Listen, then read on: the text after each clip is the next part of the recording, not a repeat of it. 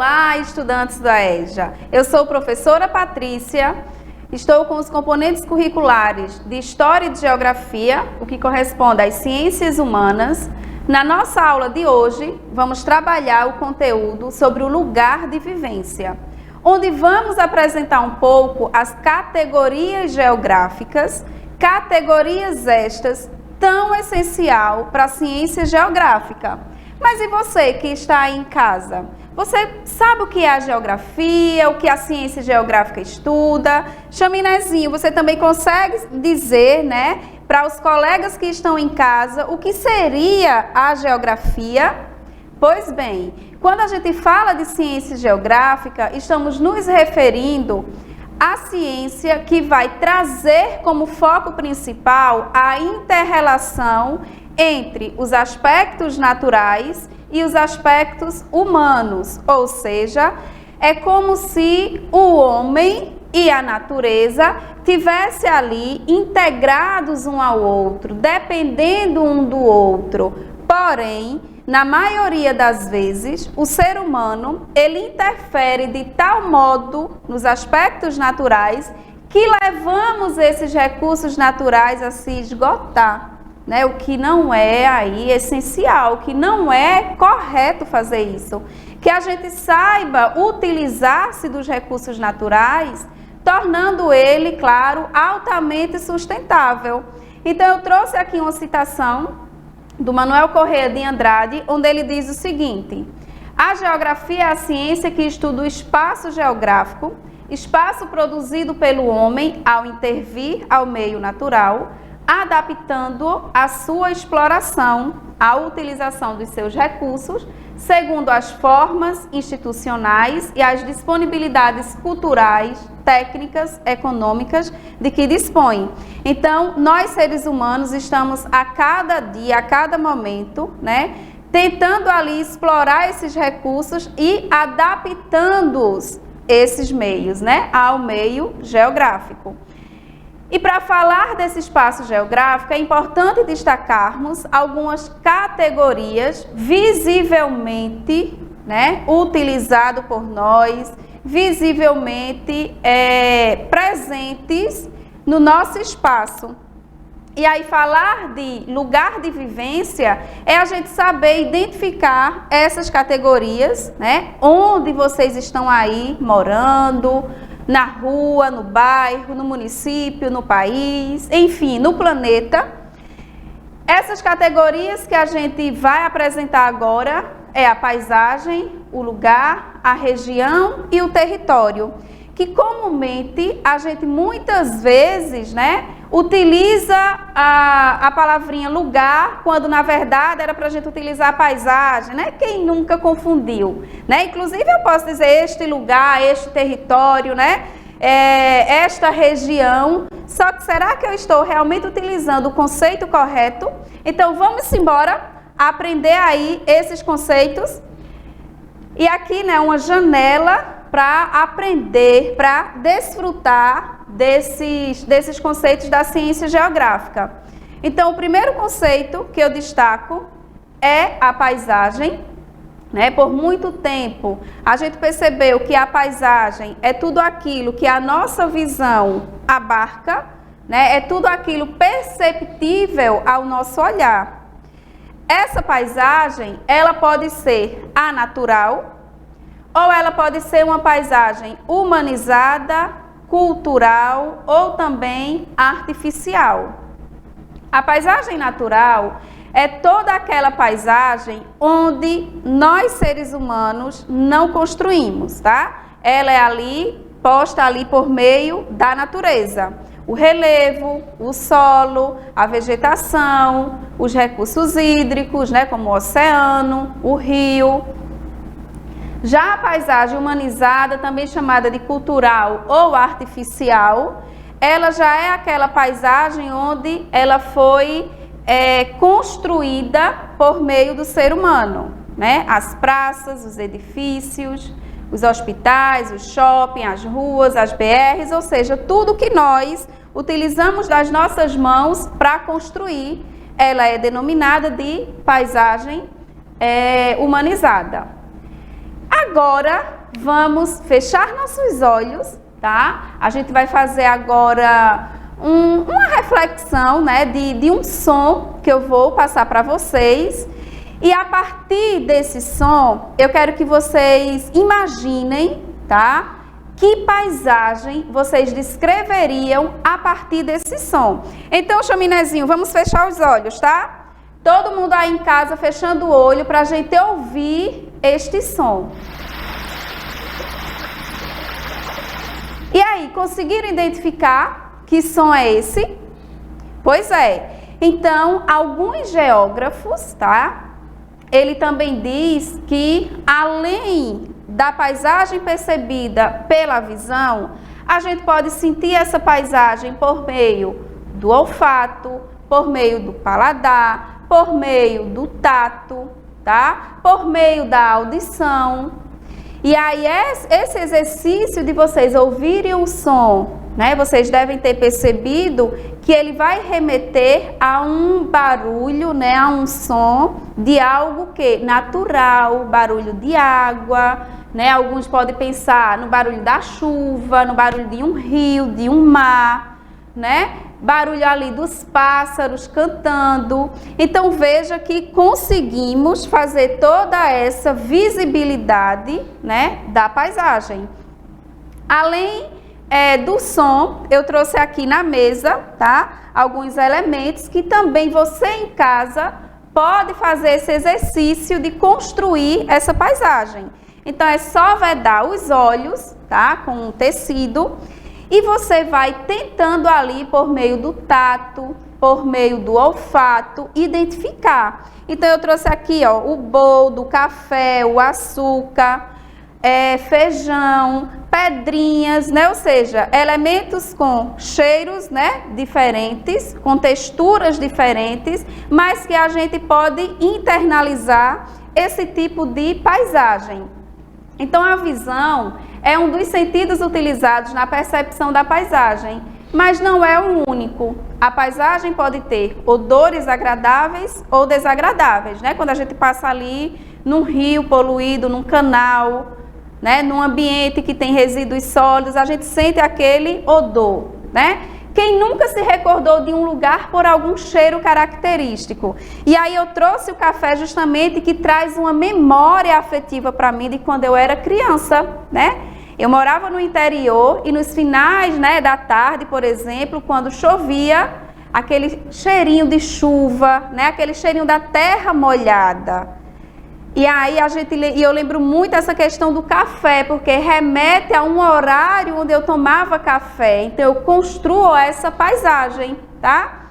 Então garanto também que vocês devem ter, né, essa imagem, esse pensamento dessas recordações por meio do cheiro. Um outro conceito que a gente vai aprender é o conceito de lugar. E aí a gente pode dizer, né, eu posso dizer, Chaminézinho pode dizer que aqui é o nosso lugar, né, Chaminézinho? Porque é aqui que a gente tem essa ideia de afetividade, essa ideia de identidade.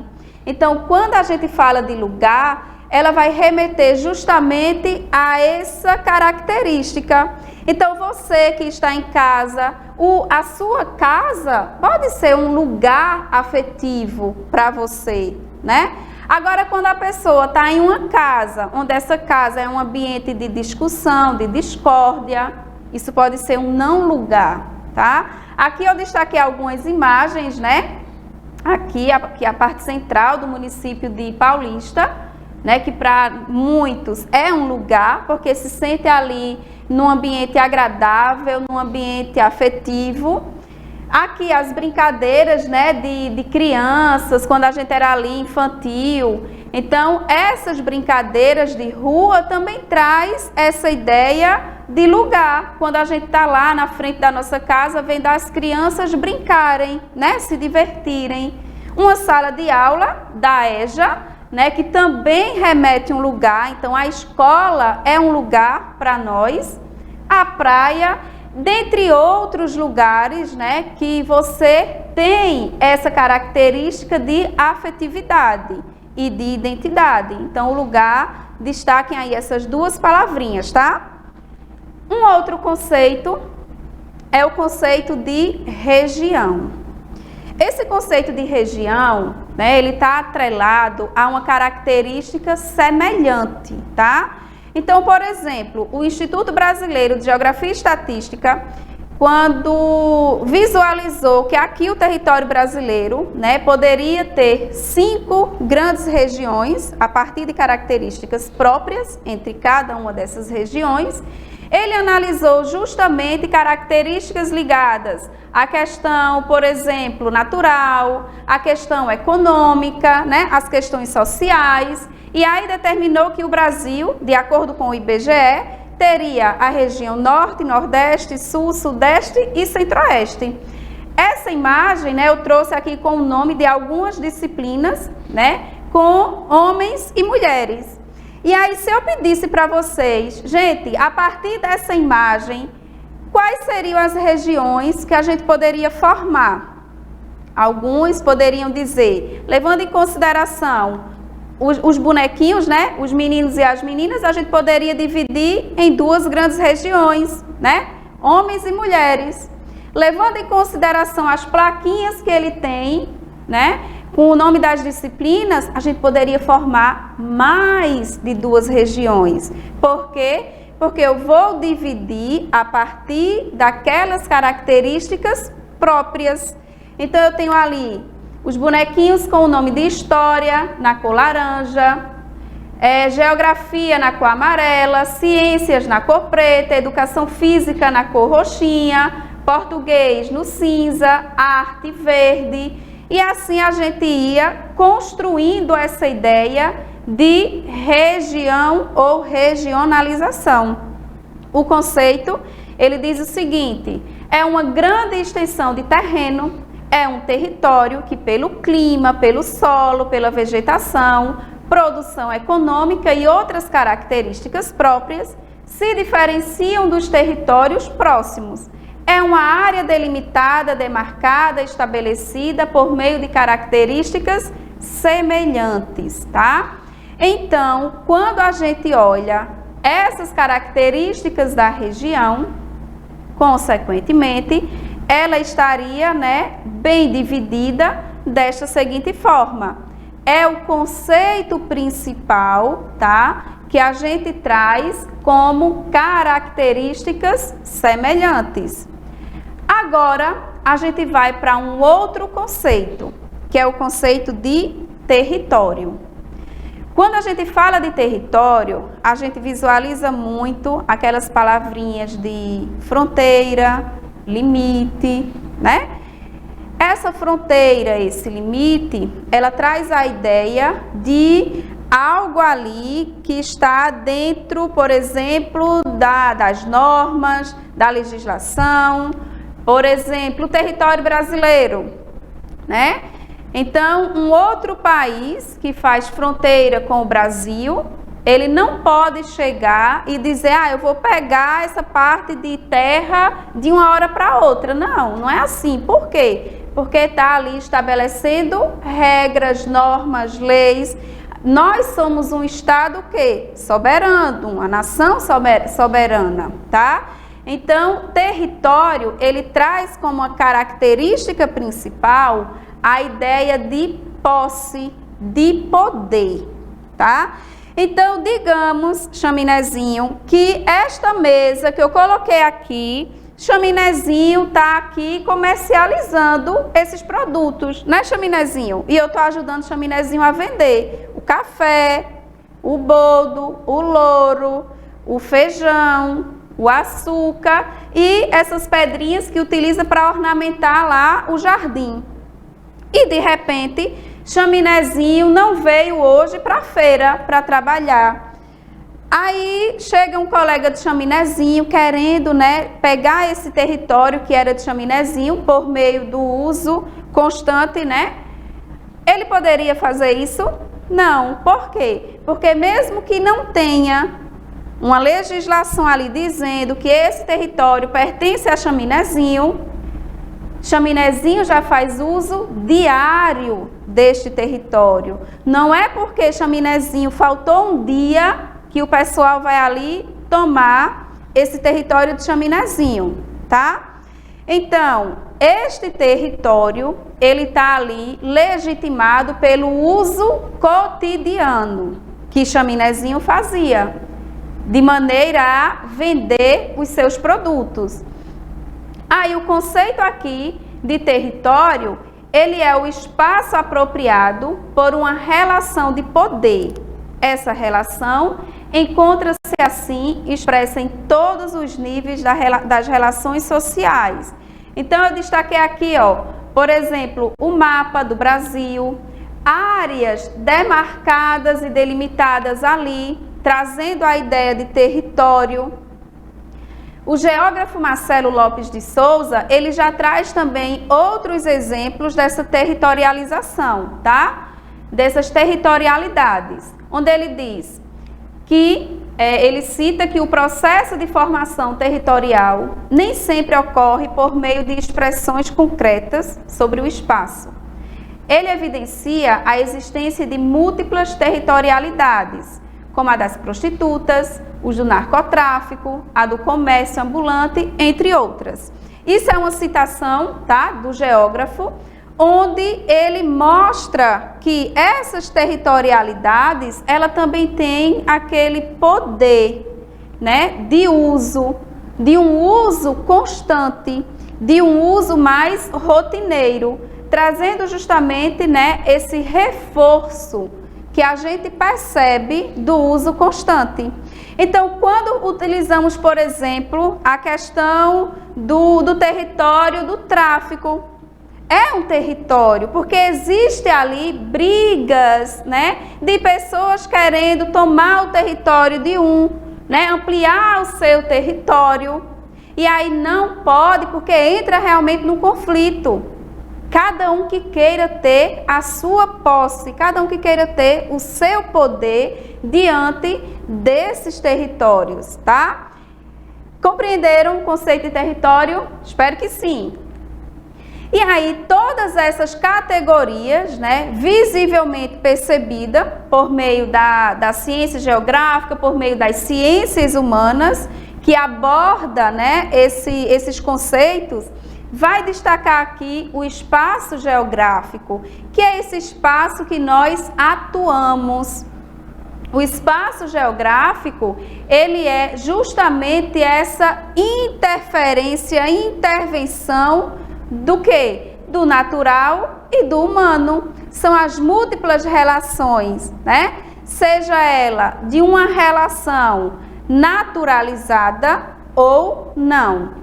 O conceito, ele diz que é o objeto de estudo da geografia, né? Falou de espaço geográfico, a gente remete muito o quê? A ciência geográfica. E por isso, é tido como um dos conceitos-chave da ciência. As formas de se definir o espaço geográfico variam de acordo com as diferentes correntes do pensamento geográfico, não havendo um consenso sobre o termo. Em linhas gerais, o espaço geográfico pode ser entendido como um espaço modificado pela ação humana.